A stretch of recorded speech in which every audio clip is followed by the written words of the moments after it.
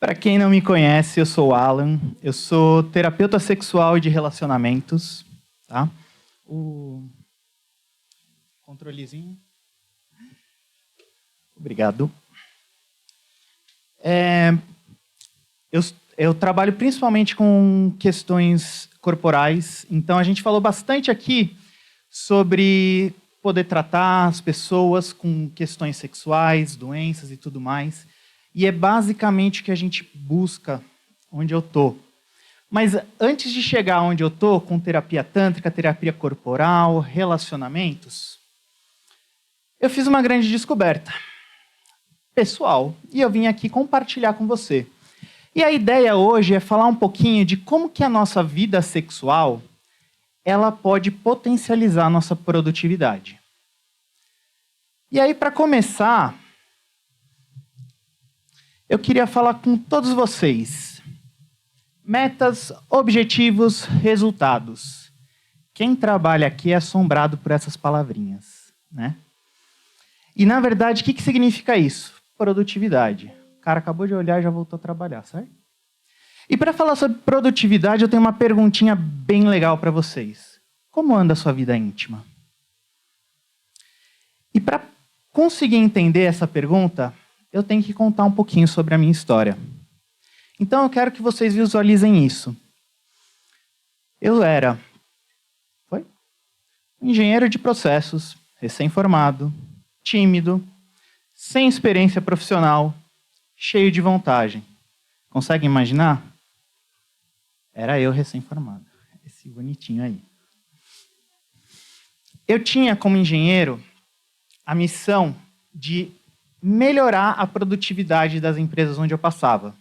Trabalhava com melhoria contínua, eu trabalhava com melhoria de processos, então eu era a pessoa que eu ia lá, estudava um monte de metodologia, um monte de dados, eu tinha que fazer todo aquele negócio de análise onde a gente tinha aquelas planilhas gigantes de Excel, mapeamento de processo, estudei sobre Kanban, Lean Six Sigma, um monte de coisa para poder reduzir tempo, reduzir custos e aumentar a produtividade. E aí eu começava a fazer isso novamente, recém-formado, cheio de vontade, sem experiência, tímido. E eu batia que eu conseguia trazer a solução técnica melhor possível. Só que na hora de implementar, o que acontecia? Não funcionava.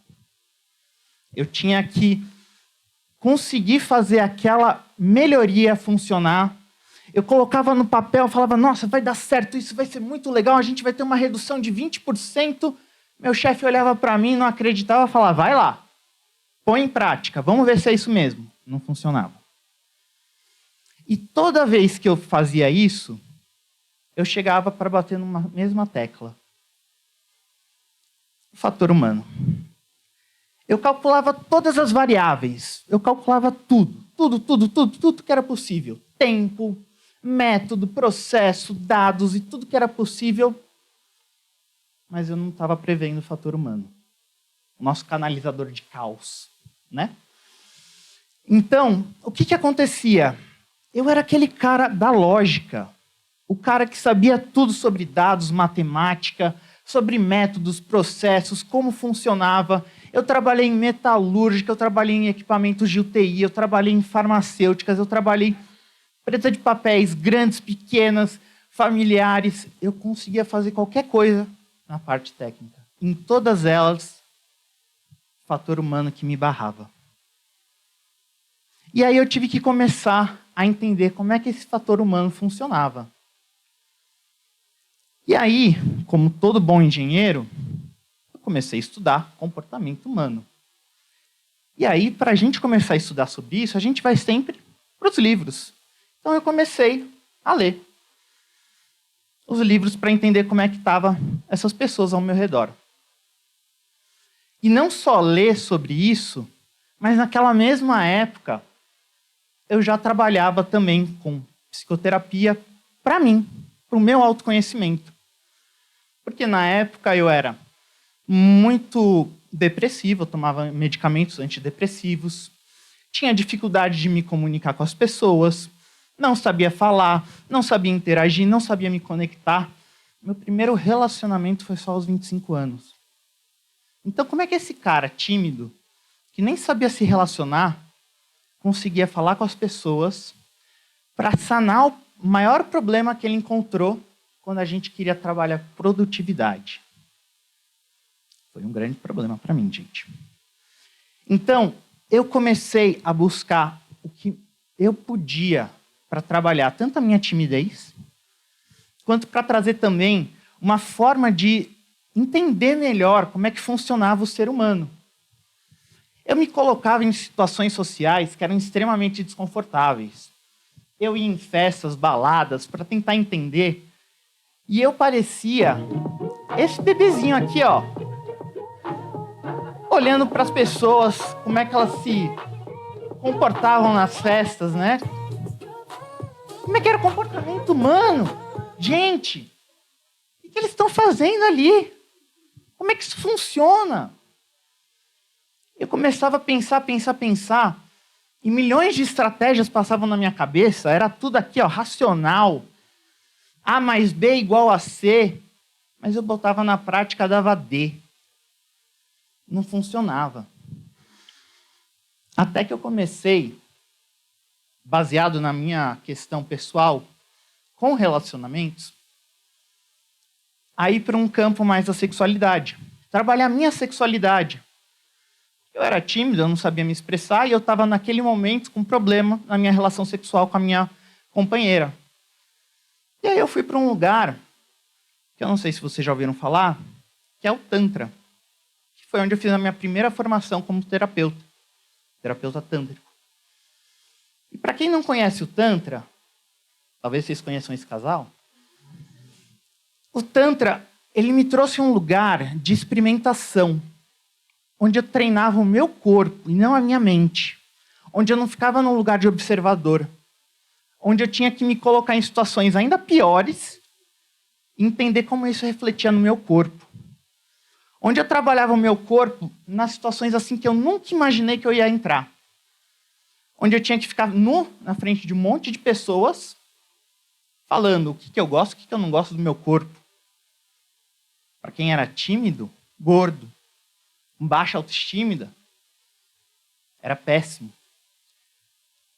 Mas eu passando por essas situações assim que não precisavam chegar a tantos pontos, eu percebia que, por exemplo, quando eu abraçava outro homem, porque quando você abraça dentro do Tantra, não é só aquele abracinho, né? Homem, você já viu como o homem se abraça? Ele abraça de lado.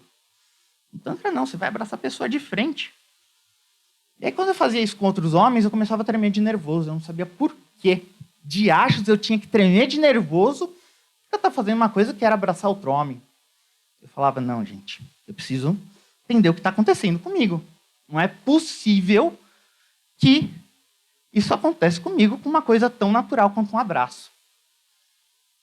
E aí eu fui fazendo mais e mais imersões, mais e mais estudos, onde tudo que eu trabalhava era com o corpo. O que eu estava sentindo, o que eu estava vivendo. E eu passei assim por experiências que eu nunca imaginei passar. Eu trouxe até algumas para mostrar para vocês. Assim que ele funcionar. Então esse sou eu em alguns momentos em que eu estava nas vivências tântricas. Eu danço muito bem. E dentro dessas vivências, isso é um orgasmo energético. Eu estava lá, me expondo, me vulnerabilizando, fazendo coisas que eu nunca pensei na minha vida que eu iria fazer. Onde na minha vida eu pensei que eu iria ficar pelado na frente de um monte de grupo tendo orgasmos. Nunca pensei isso na minha vida. Ou eu ia ficar lá respirando que nem um besta. Ou então, pelado, nu, com um monte de outros adultos, no meio do mato, rolando na terra, imitando animal. E eu achava aquilo ali maluco. Eu falava, gente, que idiota que eu tô. Por que eu tô fazendo isso? Tocar violão na frente das outras pessoas, uma coisa que eu adorava. Nunca na minha vida eu faria isso. Olhar olho no olho com uma outra pessoa que eu acabei de conhecer, pelo amor de Deus. Eu baixava a cabeça e virava a cara. Mas o que isso mudou em mim? Porque eram experiências que você fala assim, cara, que experiência idiota, experiência besta. O que tem a ver rolar na terra, na lama, com outros adultos, com produtividade? E aí eu vou te falar tudo. Porque a partir desse momento em que eu comecei a fazer essas imersões, essas vivências, eu comecei a entrar num momento de vulnerabilidade. Eu comecei a entrar num momento em que eu comecei a entender o que eu não tinha aprendido até agora. Eu não tinha aprendido sobre conexão com outras pessoas. E eu podia até ter lido sobre isso, mas eu não tinha incorporado isso. Eu não tinha aprendido o que era trazer presença no que eu falava, nos meus relacionamentos. Eu não tinha aprendido o que era me vulnerabilizar. Então, quando eu chegava, aquele mesmo engenheiro, recém-formado, tímido, louco, que estava ali com uma puta vontade para falar com o pessoal da produção, o que acontecia? Eles falavam, cara, esse cara aí é sem noção, ele não trabalha aqui com a gente, ele não sabe o que a gente está pensando, o que a gente está fazendo, ele vai querer mudar tudo, e aí mudou tudo, o que vai acontecer? Cortes, eu posso ser uma dessas pessoas cortadas, qual era o resultado? Sabotagem. Eles sabotavam, eles tinham receio da mudança, eles não adotavam as novas configurações, mesmo sabendo que era para o bem deles. Então, a partir do momento que eu comecei a me jogar nessas experiências, cada vez mais doidas, dançar quase pelado na frente de um monte de gente, me permitir conectar, abraçar, me permitir trazer a minha sexualidade para fora, porque eu também tinha um monte de problemas com sexualidade, porque quando a gente fala sobre intimidade, a gente está falando basicamente de conexão.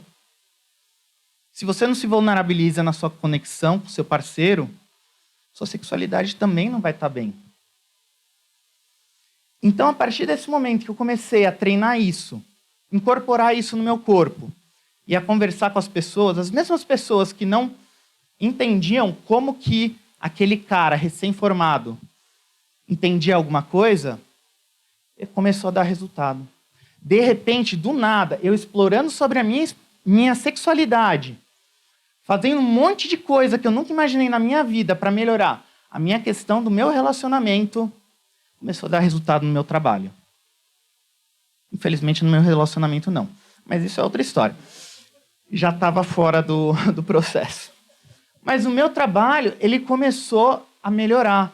Porque, de repente, eu comecei a me conectar com essas pessoas e a trazer essa mesma vulnerabilidade para o meu ambiente de trabalho. Essa conexão que eu tinha lá, que eu aprendia lá, eu trazia para onde eu trabalhava. A presença, o olho no olho que eu tinha com as pessoas quando eu conversava, a questão da escuta, eu conseguia trazer para o meu ambiente de trabalho. Então, todas essas experiências, apesar de eu não ter aproveitado no meu relacionamento da época, eu fui aproveitar nos meus próximos relacionamentos. Só que, mesmo assim, no meu trabalho começou a dar muito resultado. Porque eu não mais colocava todos os dados na planilha do Excel, mapeava e tudo mais, para trazer o melhor resultado, que ia dar 20% de redução. Eu começava a conversar com as pessoas para entender qual que era a questão que ele tinha para não melhorar. E isso de trazer as pessoas para próximo, me conectar com elas, querer entender, querer trazer uma solução, querer trazer a pessoa para a solução e não trazer uma imposição para elas, mudou tudo. Não só isso, mas a minha comunicação com elas. E aí acontece que, como um bom engenheiro também, eu continuei estudando. E aí apareceu uma coisa muito louca. Eu comecei a ler um livro de um cara chamado Nassim Taleb, chamado Antifrágil. E esse cara, ele falava assim, que em sistemas complexos, onde a gente não consegue calcular todas as variáveis, quando a gente tenta controlar, que era o que eu estava fazendo, a gente deixa o sistema frágil. E para a gente tentar criar um sistema que é antifrágil, e antifrágil aqui ele entende como uma coisa que colocada sobre pressão, colocada sobre estresse, colocada sobre um forte caos, por exemplo, ele sai melhor, ele não apenas resiste, mas ele sai melhor. Assim como, por exemplo, é o processo de forja de ferro que se torna aço. como o nosso sistema imunológico, que depois de uma doença ele sai melhor. Esse é o conceito de antifrágil. Eu falei, é isso. Eu passei por todas essas experiências e eu não só resisti a essa experiência, mas eu saí melhor delas. E eu consegui não só sair melhor, mas eu consegui trazer isso para o meu ambiente profissional. E aí eu comecei a perceber que quando eu trazia isso para o meu ambiente profissional, quando eu falava de melhoria de processo, eu não falava de processo, eu falava de pessoas. Porque quem faz os processos são as pessoas. Não importa o quanto você automatize, em algum momento você tem pessoas envolvidas. Em todos os processos, de indústrias, processos terapêuticos, processos de escritório, todos, você vai ter pessoas envolvidas. E se você quer trazer melhoria da produtividade, você vai ter que se esbarrar nesse fator humano. E para isso, eu comecei a trazer as habilidades da minha vida íntima para o trabalho. E quais foram essas habilidades que eu aprendi? Comunicação. Principalmente comunicação. O óbvio não é óbvio. Se você deixa alguma coisa subentendida, você está deixando a oportunidade para a pessoa interpretar do jeito que ela quiser. E isso melhorou porque a partir do momento que eu melhorei minha comunicação, todo mundo conseguia entender o que eu queria. E mais do que isso, eu trazia que a pessoa me explicasse para que eu entendesse do mesmo jeito que ela queria. Então, só com a comunicação, já melhorou 50%. Porque a gente deixa de falar muita coisa. Por quê? Porque metade da nossa comunicação ela é não verbal. Mais da metade. Ela é meu tom de voz, ela é como eu estou me expressando corporalmente, ela é como que eu olho. Então, se eu falar uma coisinha e virar... Só esse já mudou totalmente o sentido do que eu estou falando. Então, coisas que, por exemplo, eu resolvia no e-mail, que era só a parte escrita, eu parei de fazer isso. Por quê? Porque a comunicação se perdia ali. O entendimento se perdia ali. Eu comecei a perceber que cada vez que eu tinha conversas difíceis no trabalho, eu melhorava a minha relação com meus colegas. Do mesmo jeito que no meu relacionamento, quanto mais eu consigo deixar leve os momentos de conversas difíceis, mais saudável fica a minha relação. E eu trouxe isso para o meu ambiente. Eu comecei a falar, eu comecei a cobrar feedback, eu comecei a dar feedback para as pessoas para que isso fosse saudável, para ter essas conversas difíceis, para os momentos que eu precisasse dessas pessoas, a gente já ter esses momentos mais leves juntos. E aí o que acontecia? Eu resolvia mais problema de reunião na copa do café do que na sala de reunião. Então, na copa do café, eu resolvia todos os problemas que eu não conseguia resolver na sala de reunião. Porque num ambiente informal, leve, em que a comunicação é fluida, você consegue resolver. Num ambiente formal, a pessoa fica se sentindo pressionada, ela fica se sentindo intimidada, principalmente se a autoridade estiver lá, seja o chefe, seja o diretor, seja empresas multinacionais em que você tem reunião em outra língua que já te deixa muito mais intimidado. Então eu resolvia no café. Chamava para uma conversa no café e ali era o meu escritório. Por quê? Porque, além de tudo, o café é uma delícia, né? Como todo bom paulista. Mas ali eu conseguia fazer as pessoas baixarem a guarda. Ali eu conseguia trazer o que eu aprendi sobre conexão e vulnerabilidade. Ali eu conseguia fazer a pessoa entender o que eu queria. Eu conseguia entender quais eram as restrições, os bloqueios que ela tinha, para trazer a nossa melhoria, a nossa produtividade para o melhor, para o ótimo. E eu aprendi também que a maioria dos problemas das empresas, eles estão na questão da comunicação. É birra porque uma área não gosta da outra, porque ela não quer fazer o que a outra está pedindo, porque no ano passado, quando eles pediram não sei tal coisa. Quando eu comecei a perceber isso, eu falei, caramba, virei tia do jardim de infância. Eu tenho que ficar resolvendo birrinha de adulto como se fosse de criança. E aí eu comecei a trazer isso para o ambiente de trabalho, eu comecei a resolver tudo. Quando eu precisava, eu combinava antes das reuniões formais, tudo que eu tinha que falar com as pessoas principais, os pontos focais no cafezinho. E muitas vezes eu trazia as duas pessoas para tomar cafezinho antes, para elas se reconciliarem, para que elas pudessem entrar na reunião e concordassem. E aí, essa questão trazia um ambiente em que ele não era exposto. Porque imagina você falar isso na frente do chefe, na frente da área. Essa pessoa ela não vai dar para trás, ela vai teimar, porque ela não pode perder a visão que ela tem, ela não pode perder a autoridade perante os outros. E aí, qual que foi o grande ponto disso? Eu descobri o quê? Que a intimidade e nossa vida sexuais saudáveis, elas são um campo de treinamento para habilidades sociais que tornam mais produtivo. E essa é a mensagem que eu queria trazer para vocês. Quando vocês trazem uma vida íntima saudável, vocês treinam todos esses pontos, onde vocês trabalham questão de acordos, onde vocês trabalham questões de vulnerabilidade. Isso você treina na sua vida íntima, de casal, na sua vida sexual. Isso te faz mais produtivo. E eu queria agradecer a todos vocês com uma última pergunta. Como anda a sua vida íntima? Obrigado.